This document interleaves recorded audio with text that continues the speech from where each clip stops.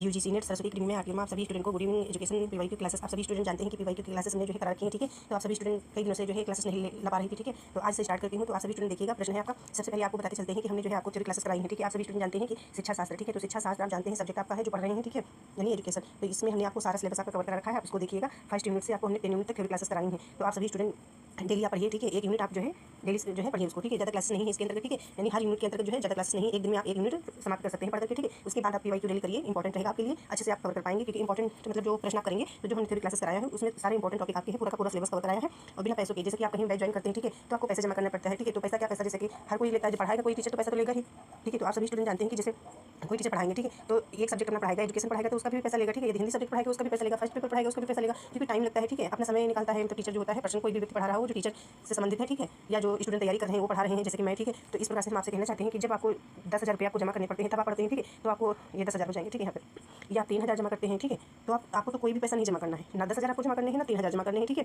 तो आप फ्री में, फ्री शब्द मैं नहीं यूज करना चाहूँगी क्योंकि फ्री शब्द मेरे समझ से बाहर है, ठीक है। तो हम आपसे ये कहना चाहते हैं कि आपको जो है 1 से 10 यूनिट जितनी है आपकी एजुकेशन सब्जेक्ट में हमने आपको कवर करा दिया है, ठीक है। तो आप अच्छे से उसको पढ़ लीजिए, इंपॉर्टेंट है, ठीक है। और उसको पढ़ लीजिए, आपको कोई भी पैसा भी नहीं देना है, ऐसे ही पढ़ लेना है, ठीक है। जैसे आप बुक से एक बार ले आते हैं उसको पढ़ते हैं, तो इसी प्रकार से हमने पढ़ा रखा है। आप एक बार पढ़िए तो सही, आपको समझ में आएगा। नहीं समझ में आएगा तो कुछ तो समझ में आएगा, एक बार पढ़िएगा, 2 बार पढ़िएगा, समझ में आएगा, ठीक है। तो आप पढ़ लीजिएगा उसको।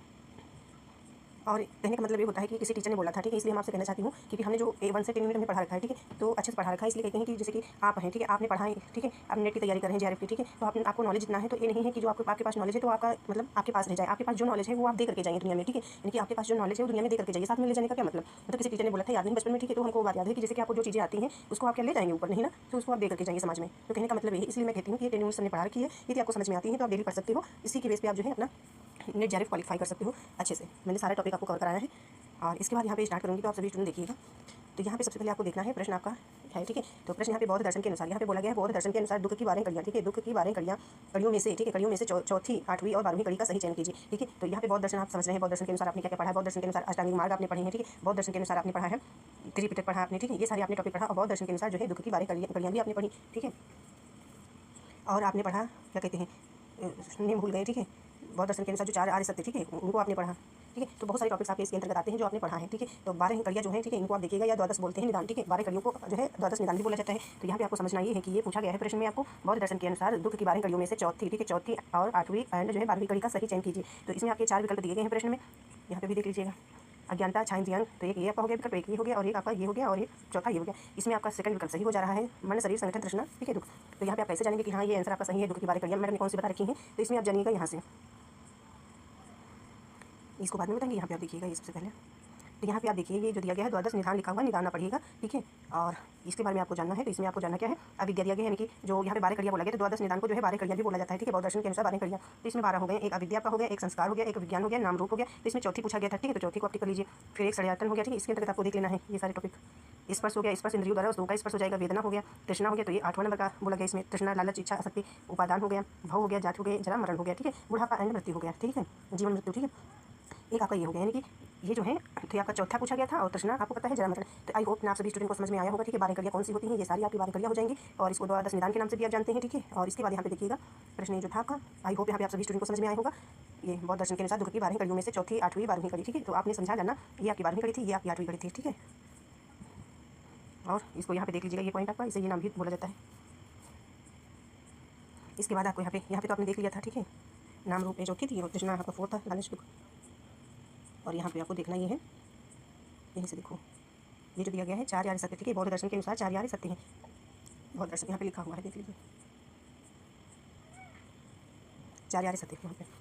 तो यहाँ से आपको समझना है, आप सभी स्टूडेंट जानते हैं कि आपको और एक पॉइंट इसमें बताते हैं, पहले इसको पढ़ा देती हूँ फिर बताती हूँ। ये जो है 4 आर्य सत्य हो गए, ठीक है। तो ये सभी आपको स्टूडेंट को पता है, हमने आपको थ्योरी क्लासेस में पढ़ा रखा है, आप अच्छे से पढ़ सकते हैं वहाँ से, ठीक है। तो एक आपका हो जाता है दुख, यदि आपसे पेपर में पूछा जाता है, मिलान करने में भी आ सकता है, तो आपको इसमें बताया गया है दुख, ठीक है। पहला आपका हो जाए सीक्वेंस में लगाने को आ जाता है, मिलान करने में भी आ सकता है। तो एक हो जाएगा दुख, ठीक है। दूसरा हो जाएगा दुख का कारण, कि दुख, दुख का कारण, दुख का निरोध, ठीक है। और एक हो जाएगा दुख के निरोध का मार्ग, ठीक है। तो ये सारी हो जाएंगे। जैसे दुख जो होता है संसार दुख का कारण होता है, ठीक है, संसार दुख होता है, ठीक है। संसार में दुख है, दुख का कारण है, ठीक है, संसार ही दुख का कारण है। कहने का मतलब ये है संसार में दुख है और संसार में दुख का कारण है, ठीक है। दुख का निवारण भी है संसार में, दुख के निरोध का मार्ग भी है संसार में, ठीक है। तो यहाँ पे इस प्रकार से याद रखिएगा, दुख यह सत्य बताता है कि जीवन में दुख और असंतोष मौजूद है। दुख का कारण यह बताता है, दुख का कारण जो होता है अविद्या होता है, तृष्णा होता है, ये सब चीज़ें होती हैं। और दुख का निरोध संभव है, इसे प्राप्त किया जा सकता है। दुख के निरोध का मार्ग कौन सा हो सकता है, तो दुख के निरोध का मार्ग जो है अष्टांगिक मार्ग हो सकता है, यानी कि दुख से आप छुटकारा पाएंगे, ये सारे नियम अपना करके, ठीक है। तो यहाँ पे आप देखिएगा समय दृष्टि, समय मतलब होता है सही, ठीक है, सही कह सकते हो आप। तो यहाँ पे इस प्रकार से आपको याद कर लेना है। दृष्टि, ठीक है, इस याद करने का तरीका बता रहे हैं। सबसे पहले तो दृष्टि, संकल्प, वाणी, ठीक है, कर्म, आजीविका मतलब जीने की इच्छा, मतलब जिस प्रकार से जीना है, अच्छा जीवन व्यतीत करना, प्रयास, जीव, प्रयास, स्मृति, ठीक है, समाज हो जाएगा। दृष्टि, संकल्प, वाणी, कर्म, जीव, व्यायाम आप कह सकते हो। तो इस प्रकार से आपको याद रखना है, ये सारे पॉइंट्स हो जाएंगे। तो आई होप आप सभी स्टूडेंट को यहाँ पर भी समझ में आया होगा। पहले हमने द्वादश निदान आपको बताया और आपको एक पॉइंट बताया, एक पॉइंट बताया, ठीक है। और एक पॉइंट आपका होता है बौद्ध दर्शन के, बौद्ध दर्शन, इसको अच्छे से लिख लीजिएगा, ठीक है, ठीक से लिखे नहीं है इसको। बौद्ध दर्शन के त्रिपिटक होते हैं, आप सभी स्टूडेंट को पता ही होगा, ठीक है।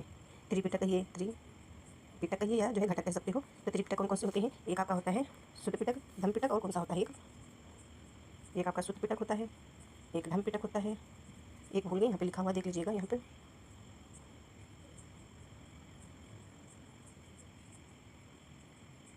देखिएगा, ये त्रिपिटक बुद्ध लिखा हुआ है, ठीक है। और ये और एक यहाँ पे आपको देखना है जैन दर्शन के त्रिरत्न, ठीक है। तो जैन दर्शन के त्रिरत्न आपको यहाँ सेम मतलब एक साथ आपको बताने का प्रयास करें ताकि आप भूलिए ना, ठीक है। बौद्ध दर्शन दूसरे होते हैं आपके, बौद्ध दर्शन के त्रिपिटक, और ये आपके दूसरे होते हैं। तो जैन दर्शन में समय दर्शन होता है, ठीक है, या फिर विश्वास कर सकते हो। एक समय ज्ञान होता है, ठीक, नॉलेज, राइट, सही, ठीक है। समय चरित्र होता है। तो ये इतने होते हैं, इतने सारे पॉइंट्स आपको याद रखने हैं। और कई बार जो है ये जो इसके बारे में संघ के बारे में दिया गया, इस यहाँ से भी पूछ सकते हैं, मतलब तो आपको बताना होता है। तो आप इसको डिटेल में पढ़ते चलिएगा, अच्छे से याद करते चलिएगा। आप जो है थ्योरी क्लासेस में देख लीजिएगा, अच्छे से कवर कराए हैं सारे टॉपिक, ठीक है। और इसके बाद स्टार्ट करेंगे अगला प्रश्न। तो आई होप आपको ये प्रश्न समझ में आया होगा, कहाँ से इसमें उत्तर दिया गया है, ठीक है। और यहाँ पे स्टार्ट करेंगे।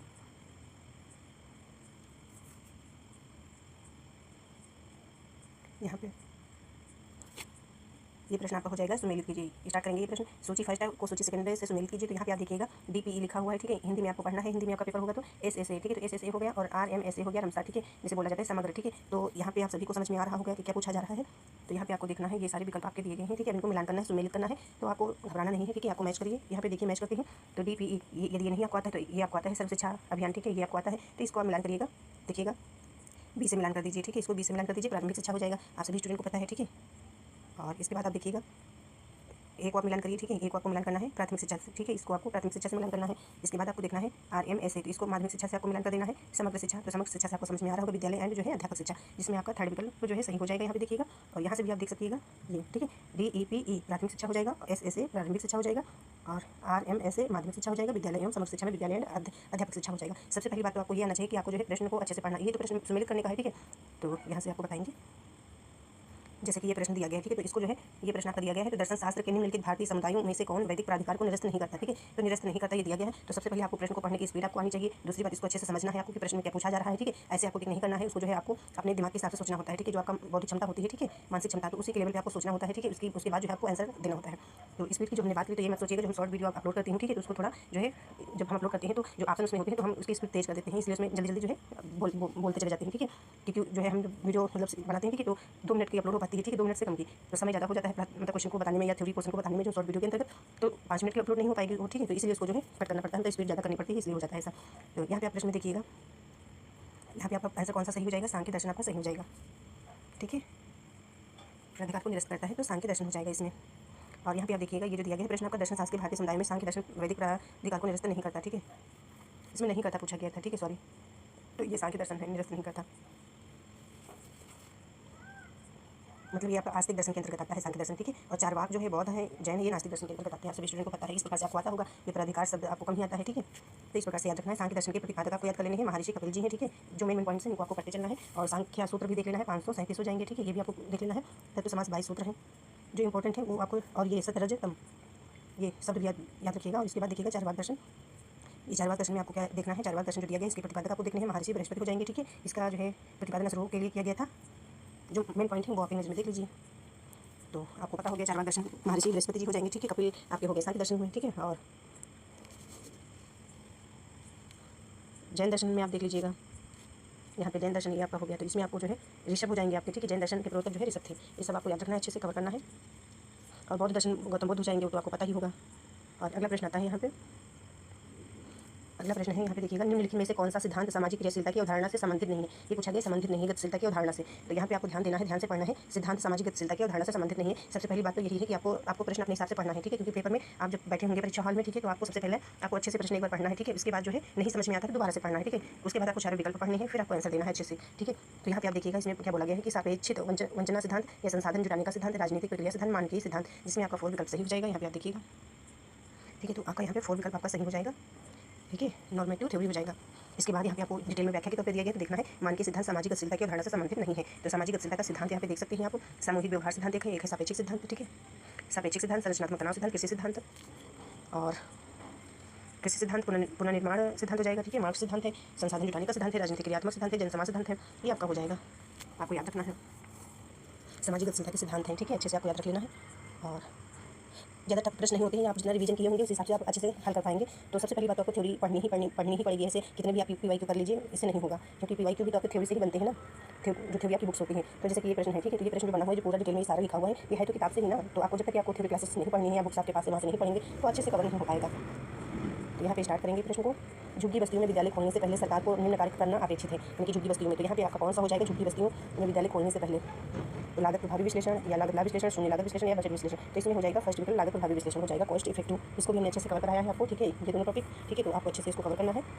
तो यहाँ पे बताया गया है झुग्गी बस्तियों में विद्यालय खोलने से पहले सरकार को लागत प्रभावी विश्लेषण कार्य करना अपेक्षित है। लागत प्रभावी विश्लेषण के अंतर्गत यह देखते हैं कि जो प्रोडक्ट खरीदा गया है उसका प्रभाव क्या पड़ रहा है, इसका प्रयोग मेडिकल सेक्टर में ज़्यादा किया जाता है या मात्रात्मक गुणात्मक दोनों होता है। मतलब जो लागत प्रभावी विश्लेषण होता है ये गुणात्मक मात्रात्मक दोनों होता है, ठीक है।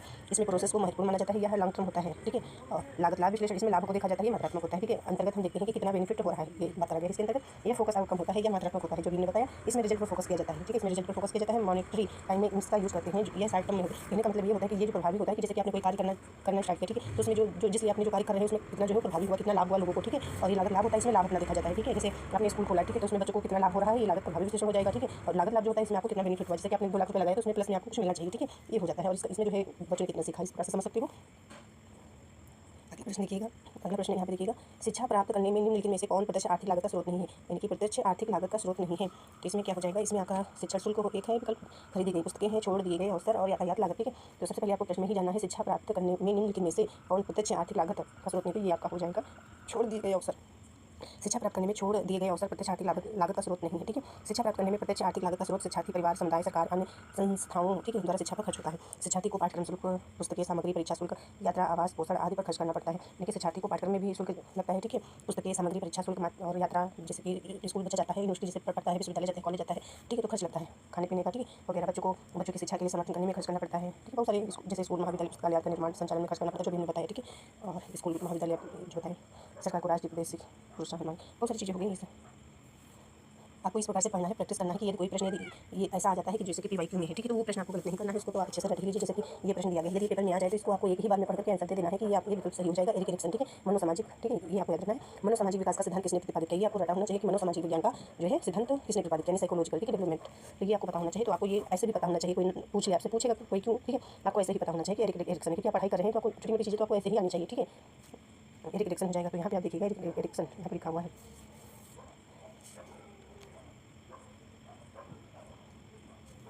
इनकी अवस्थाएं भी आप देख लीजिए, ये यहाँ पे एरिक एरिक्सन की मनोसामाजिक सिद्धांत की अवस्थाएं, ठीक है, मनोसामाजिक का सिद्धांत, ठीक है, ये अवस्थाएं बोलिएगा, मनोसामाजिक विकास की 8 अवस्थाएं, ठीक है, यहाँ पे देख लीजिएगा सिद्धांत के, अच्छे से पढ़िए। एरिक्सन यानी कि एरिक्सन द्वारा प्रतिपादित व्यक्तित्व, ठीक है, ये व्यक्तित्व के सिद्धांत हो जाएंगे जो 8 अवस्थाओं में है। एक शैशवावस्था है, एक प्रारंभिक बाल्यावस्था है, खेल अवस्था, स्कूल अवस्था, ठीक है, तो शैशवावस्था हो जाएगा विश्व बनाम अविश्वास, ठीक है, आपको रट लेना है, ठीक है। प्रारंभिक बाल्यावस्था स्वतंत्रता बनाम लज्जा, खेल अवस्था पहल सत्य बनाम दोस्ता, परिश्रम बनाम भिन्नता, ये आपको तो रटा ही होना चाहिए, विश्वास बनाम अविश्वास, ठीक है, शैशवावस्था। इसके बाद ये आपका 5वें नंबर पर आता है, यहाँ पर भी एक रख लेना है आपको किशोरावस्था, ठीक है, अहम पहचान बना भूमिका संभ्रांति, ठीक है, तरुणावस्था, मध्यावस्था, ठीक है, ये सारे तो हमने आपको 2 पॉइंट्स बताए हैं कि रख लेने हैं, ठीक है। इसके बाद अगला प्रश्न आता है, समथिंग दिख नहीं रहा होगा, यहाँ पे देखिएगा, उत्कृष्टता, लक्ष्य, अभिविन्यास, मास्टरी, गोल, ओरिएंटेशन के लिए निम्नलिखित में से किसे एडवांटेज, क्या लिखा होगा नहीं दिख रहा, यहाँ पे देख लीजिएगा। फोकस के तहत एक प्रयुक्त मानक स्टैंडर्ड यूज, ठीक है, माना जाता है, तो यहाँ पे आपको देखना है, इसमें आपका प्रश्न उत्तर आपका सही होगा, पूर्णतावादी गलतियाँ नहीं करती, ठीक है, ये आपका विकल्प इसमें सही हो जाएगा। कुछ प्रश्न है आपको रख लेने हैं, ठीक है, ऐसे हैं। एक प्रश्न आपका ये आता है, ये भी इंपॉर्टेंट है आपका प्रश्न, डाइट, ठीक है, DIET, डाइट की स्थापना निम्नलिखित में से किसके अनुशंसा के परिणाम स्वरूप की गई, तो इसमें भी आपको देखना है, जिसमें आपका 4 विकल्प सही हो जाएगा। शिक्षा की राष्ट्रीय नीति 1986, ये याद रखना है, डाइट शब्द, ठीक है, 1986 डाइट शब्द आपको याद रख लेना है। और इसमें जो विकल्प दिए गए हैं देखिएगा, विश्वविद्यालय शिक्षा आयोग 1948, राधाकृष्णन आयोग, ठीक है, शिक्षा आयोग है 1964 कोठारी, और कौन सा है, शिक्षा की नीति 68, ठीक है, ये सारी आपकी हैं, इनको आपको याद रखना है। तो यहाँ पे आप देखिएगा, ये दिया गया हुआ है, यहाँ पे देख लीजिएगा, इसमें दिख नहीं रहा होगा। 1948 विश्वविद्यालय की स्थापना 4 नवंबर 1948 को राधाकृष्णन की अध्यक्षता में की गई। स्वतंत्रता प्राप्ति के बाद यह पहला प्रोग्राम था, यानी कि सबसे बड़ा युग था स्वतंत्रता के बाद का। प्रथम बैठक 6 दिसंबर 1948 नई दिल्ली में संपन्न हुई थी। शिक्षा आयोग 1964, यह नियुक्ति 14 जुलाई 66 को की गई थी, ठीक है, ये सारी पॉइंट्स हैं आपके। और यहाँ पे आपको देखना है ये शिक्षा के राष्ट्रीय लक्ष्य को पंचमुखी कार्यक्रम का नाम दिया गया, ये याद रखना है। 1948 को, सॉरी उसमें नहीं, राधाकृष्ण में नहीं है, 64 कोठारी आयोग में, ठीक है। कोठारी आयोग ने उच्च शिक्षा में कृषि विज्ञान तकनीकी पर ध्यान दिया। तो यदि कुछ पूछा जाए कोठारी आयोग से संबंधित, ठीक है, तो कृषि विज्ञान पर जो है तकनीकी पर ध्यान दिया। माध्यमिक शिक्षा का व्यवसाय पर बनाने पर बल दिया। कार्य अनुभव पर विद्यालय पर अंग बनाया जाए। ये सारे पॉइंट्स कुछ हैं जो आपको याद रखना है। और BA MA में 2 भारतीय भाषाओं की शिक्षा को आवश्यक बताया है कोठारी शिक्षा आयोग के अंतर्गत, शिक्षा आयोग, ठीक है, 1964 में। और यहाँ पे देखिएगा 19 ये राष्ट्रीय शिक्षा नीति 1968, इसमें भी देख सकते हो कोठारी आयोग की सिफारिश पर देश की पहली नीति 24 जुलाई 1968 को आई थी। ये सब चीज़ें आपको याद रखना है। पंचमुखी कार्यक्रम के अंतर्गत शिक्षा, ये देख लीजिएगा एक नज़र में, इसको भी आप। और इसके बाद प्रश्न आपका आएगा, पढ़ करके बताते चलेंगे इसमें। उत्पादन में वृद्धि यानी कोठारी आयोग याद रखिएगा, ठीक है। और ये पंचमुखी शब्द, तो उत्पादन में वृद्धि, लोकतंत्र के गुणों का विकास, राष्ट्र का आधुनिकीकरण, सामाजिक तथा राष्ट्रीय एकता हो जाएगा, एकता सुदृढ़, सामाजिक आध्यात्मिक तथा नैतिक मूल्यों के विकास पर जोर दिया गया। ये सारे पॉइंट्स आपको याद रख लेना है। अगला प्रश्न आता है आपका, अध्यापक शिक्षा संस्थान में निम्नलिखित में से किसके द्वारा प्रत्यायित है? अध्यापक शिक्षा संस्थान, तो ये जो है नायक हो जाएगा, ठीक है, इसको याद रखना आपको। नायक का फुल फॉर्म भी याद कर लीजिएगा। और अगला प्रश्न है, निम्नलिखित में से क्या चिंतनशील शिक्षण का एक उदाहरण नहीं है? इसमें पूछा गया चिंतनशील शिक्षण का उदाहरण नहीं। इस प्रकार के प्रश्न आपके बिल्कुल भी गलत नहीं होने चाहिए, ठीक है। चिंतनशील शिक्षण का उदाहरण नहीं, तो जनरल की तो आप जानते हो, ठीक है, पाठ्यपुस्तक पठन, ठीक है, छात्रों से प्रतिपुष्टि प्राप्त करना, कक्षा की रिकॉर्डिंग। अब आपको बताना है कि कौन सा इसमें उदाहरण नहीं है चिंतनशील का। तो ये आपका चिंतनशील का हो जाएगा, ये भी हो जाएगा, चिंतनशील का ये भी हो जाएगा, तो आंसर आपका ये सही हो जाएगा, ठीक है। पाठ्य पुस्तक पठन, इसमें आपको कोई चिंतन प्रक्रिया नहीं करनी होती है, ठीक है, रीडिंग करना है, ठीक है, पढ़ना। और इसके बाद यहाँ पे भी समझने का प्रयास करिएगा। चिंतनशील शिक्षण एक ऐसी प्रक्रिया है जिसके माध्यम से शिक्षक अपने शिक्षण पद्धतियों पर विचारशील रहता है ताकि उनके शिक्षा पर दृष्टिकोण की समग्र प्रभावशीलता की जांच की जा सके। तो इस प्रकार से याद रखना है। थैंक यू, मिलते हैं अगली क्लास में, ठीक है। एक प्रश्न और आपका है, इसको देख लीजिए एक नज़र में, यहाँ पे देख लीजिएगा ये प्रश्न आप सभी स्टूडेंट। प्रसिद्ध पुस्तक फाउंडेशन ऑफ आवाज़ें आ रही हैं, ठीक है, मैं गाँव में रहती हूँ। फाउंडेशन ऑफ एजुकेशन 1926 का लेखक कौन है? तो विलियम किलपैट्रिक है, ठीक है, ये आपका आंसर सही हो जाएगा। तो ये यदि पूछा जाए, ठीक है, प्रसिद्ध पुस्तक, तो मिलान में भी आ जाए तो कंफ्यूज ना होना, किलपैट्रिक के अनुसार ही आपको लगाना है, ठीक है। और इसके बाद इसको यदि और डिटेल में पढ़ना है तो यहाँ पे देख सकते हो ये तो वही चीज़ें हैं। और ये प्रसिद्ध अमेरिकी शिक्षाविद थे, इन्होंने प्रोजेक्ट मेथड का प्रचार किया, ठीक है। पुस्तक में इन्होंने शिक्षा का सामाजिक पक्ष पर बल दिया और कहा शिक्षा का मुख्य उद्देश्य सामाजिक समरसता को सुधारना है। इन्होंने शिक्षा को एक सामाजिक प्रक्रिया माना है जो मनुष्य के समग्र विकास के लिए महत्वपूर्ण है। जो मनुष्य के समग्र विकास के लिए महत्वपूर्ण माना है। इन्होंने पारंपरिक शिक्षा की समीक्षा की केवल सूचना प्रदान करती है। किलपैट्रिक, ठीक है, प्रोजेक्ट मेथड यहाँ पे यानी परियोजना, ठीक है, कह सकते हो योजना, परियोजना का प्रस्ताव दिया, विधि का, शिक्षण से संबंधित, ठीक है, ये जो हो गया। तो शिक्षण से संबंधित ये पॉइंट्स यहाँ का आपको रट लेना है। शिक्षण से संबंधित पाठ्यक्रम शिक्षा गतिविधियों को किसी विषय के केंद्रीय विषय के आसपास संगठित करता है, ये चीज़ें हैं, ठीक है। यानी कि ये तो आपका एक प्रश्न बन ही रहा है, ठीक है, यहाँ से। और ये इसका पूछा जाए किलपैट्रिक के अनुसार तो योजना, यानी कि ये जो यहाँ पे ये आपका हो जाएगा प्रोजेक्ट मेथड, यानी कि परियोजना विधि, ठीक है, विकास किया है। और एक आप कहते हैं किलपैट्रिक, वो आपके अलग होते हैं, ठीक है, उन्होंने 4 कैपिटल सिद्धांत दिए समथिंग। तो एक होता है व्यवहार समथिंग होता है, और एक आपका याद नहीं आ रहा है, ठीक है, पढ़ाते वक्त याद आएगा तो बताएंगे किसी टॉपिक में, ठीक है। और इसके बाद आपको देखना है, एक ये भी इंपॉर्टेंट आपका प्रश्न है, इसको भी देख सकते हो। असहकालिक, ठीक है, यहाँ पे देखिए असहकालिक अधिगम वातावरण का निम्नलिखित में से कौन सा एक उदाहरण नहीं है? नहीं पूछा गया है। असमकालिक, असमकालीन के नेम आप जानते होंगे अलग अलग। असहकालिक भी बोलते हैं, असमकालिक को असहकालिक भी बोलते हैं, ठीक है, याद रखिएगा। असहकालिक या सिंक्रोनस, असिंक्रोनस बोलते हैं, ठीक है। तो एक नाम आपका हो जाएगा असहकालिक, एक नाम आपका हो जाएगा असिंक्रोनस, ठीक है। 3 नाम आपको याद रखने हैं, असमकालिक, असिंक्रोनस, और जो है इसमें लिखा होगा असिंक्रोनस, इसमें लिखा नहीं है, लिखा हुआ यहाँ आधा लिखा हुआ है और आधा थोड़ा सा यहाँ लिखा हुआ है, ठीक है। तो इसमें आपका आंसर हो जाएगा वीडियो कॉन्फ्रेंसिंग, ठीक है। पूछा गया नहीं है असमकालिक अधिगम वातावरण का निम्नलिखित में से कौन सा एक उदाहरण नहीं है? तो ये आपका सम जो है कालिक हो जाएगा, ठीक है। ये आपका समकालिक हो जाएगा, या कह सकते हो सहकालिक या सिंक्रोनस, इसको बोलते हैं असहकालिक, असिंक्रोनस, ठीक है, इस प्रकार से। तो यानी कि जो आपका असमकालिक होता है इसमें जो है जैसे वीडियो, यूट्यूब वीडियोज आप देख सकते हो, पॉडकास्ट देख सकते हो, चर्चा मंच हो जाएगा, ठीक है। और ये जो समकालिक होता है वीडियो कॉन्फ्रेंसिंग हो जाएगा, जैसे प्रेजेंट टाइम में बातें होती हैं, जैसे फेस टू फेस कह सकते हो, ठीक है, इस प्रकार से। यानी कि जैसे मैं मैसेज करूँ आप तुरंत रिप्लाई दें, ठीक है, इस प्रकार से। इसमें पढ़िएगा, समझ में आ जाएगा जो व्याख्या में लिखा हुआ है। और तो पढ़ करके बताते चलते हैं, पढ़ ही देती हूँ। असमकालिक देखिएगा, असिंक्रोनस भी लिखा हुआ है, जो मैं भी बोल रहे थे बार बार, ठीक है, मैं बोल रही थी। एक सामान्य शब्द है, कि ये एक प्रकार का सामान्य शब्द है जिसका उपयोग शिक्षा, निर्देश, सीखने के रूप में वर्णन करने के लिए किया जाता है, ठीक है। यानी कि ये शब्द जो होता है असिंक्रोनस और असहकालिक, असमकालिक कह सकते हो, ठीक है। तो जो एक ही स्थान पर या एक ही समय पर नहीं होते हैं, कि एक ही स्थान पर एक ही समय पर नहीं होते हैं। ये शब्द आमतौर पर डिजिटल और ऑनलाइन सीखने के विभिन्न रूपों पर होता है, ठीक है। डिजिटल जिसमें छात्र निर्देश से सीखते हैं, जैसे कि पहले से रिकॉर्ड किए गए वीडियो पाठ, यानी पहले से जो जैसे कि हम रिकॉर्ड करके देते हैं तो आप पढ़ते हैं, इस प्रकार से। गेम आधारित सीखने के कार्य जिन्हें छात्र स्वयं पूरा करते हैं, जो कि व्यक्तिगत रूप से या वास्तविक समय में वितरित नहीं किए जा रहे हैं, फिर भी अतुल्यकालिक, ठीक है। और अतुल्यकालिक भी इसका नाम है, ठीक है, ये भी याद रखिएगा। और शिक्षा में शिक्षकों के बीच ईमेल आदान प्रदान, ऑनलाइन चर्चा बोर्ड, ये सारी प्रणाली इसके अंतर्गत आएंगे। तो अभी तो हमने आपको दो ही नाम बताए थे, ठीक है। असमकालिक को बोलते हैं असहकालिक, एक बोलते हैं असिंक्रोनस, एक बोलते हैं अतुल्यकालिक, ठीक है। 3 नाम आपके अदर हो गए, एक नाम तो इसमें पूछा ही गया है। और ये जो आपका नहीं था इसमें, ये आंसर जो आपका था, ठीक है। तो ये आपका आता है समकालिक, ठीक है, यानी कि ये हो जाएगा समकालिक, किसको बोलिएगा, वीडियो कॉन्फ्रेंसिंग के अंतर्गत आएगा, या तुल्यकालिक, ठीक है, इस प्रकार से। एक प्रश्न आपका लास्ट रह जा रहा है, इसको भी देखते चलते हैं, क्यों तो 2 हैं। तो जल्दी जल्दी आप देख सकते हैं यहाँ पे कंप्यूटर सहायक अधिगम, यानी कि कंप्यूटर सहायक अधिगम CAL पैकेज किस मनोवैज्ञानिक सिद्धांत पर आधारित होते हैं? तो ये आपको हो जाएगा व्यवहारवाद, ठीक है। और बी वाटसन है, ठीक है, व्यवहारवाद के संस्थापक, ठीक है, जनक के रूप में जाने जाते हैं। तो यदि आपसे कोई पूछे व्यवहारवादी के जनक कौन है, तो ये आपको बताना है, ये पेपर में पूछा जाए तो। और यहाँ पे देखिएगा निम्नलिखित में से कौन संजाल अधिगम यानी कि ठीक है यहाँ पे देखिएगा संजाल अधिगम यानी कि संजाल जो लिखा हुआ है इसको नेटवर्क का बोलते हैं, ठीक है। नेटवर्क लर्निंग में विश्वास करता है, तो ये हो जाएगा संबंधवाद, इसको याद रखिएगा। और एक प्रश्न आपका है यहाँ पे, इसको भी देखते चलते हैं। निम्नलिखित में से किसमें लेविन के परिवर्तन प्रबंधन निर्देश कर रिफ्रीज चरण अंतर्निहित है, तो इसमें आपका फुल विकल्प सही हो जाएगा परिवर्तन का पुनर्बलन, ठीक है। परिवर्तन का पुनर्बलन हो जाएगा, अच्छे से आपको इसको लर्न कर लेना है, ठीक है। और थैंक यू, मिलते हैं अगली क्लास में।